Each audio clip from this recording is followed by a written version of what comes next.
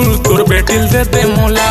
नहीं मांगा तो मोटर गाड़ी, नहीं मांगा तो बंगला, तोर पाँव पर तो ससुर तोर बेटिल दे दे मोला। नहीं मांगा तो मोटर गाड़ी, नहीं मांगा तो बंगला। अब पढ़े लिखे BA कॉलेज, हाँ पढ़े लिखे BA कॉलेज, हाँ वो सीधा साधा। तोर पाँव पर था, तोर पाँव पर था, तोर पाँव पर था, तोर पाँव पर तो ससुर तोर बेटिल दे दे मोला।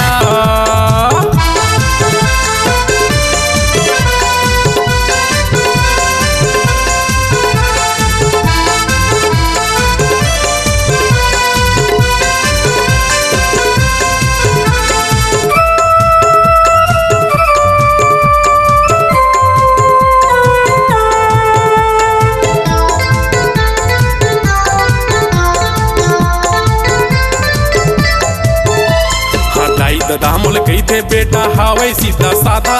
का गलती मैं कर डारे उमर पी के पौआ यादा, का गलती मैं कर डारे उमर पी के पौआ यादा।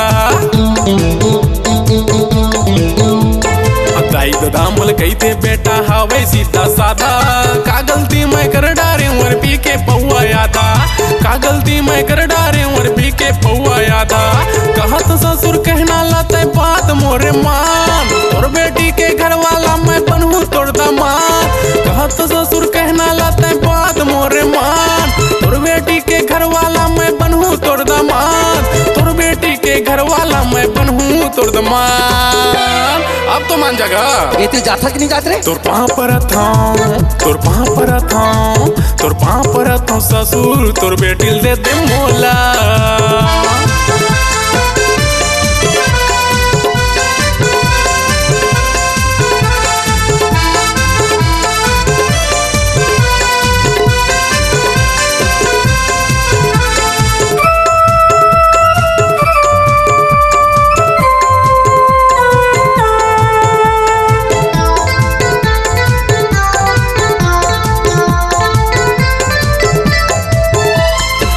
ससुर तोल कहत मैं हाँ पढ़े लिखे भारी। मान मोरी कहना लगा झनकरिया न कानी, मान मोरी कहना लगा झनकरिया न कानी। सुन ससुर तोल कहत मैं हाँ पढ़े लिखे भारी।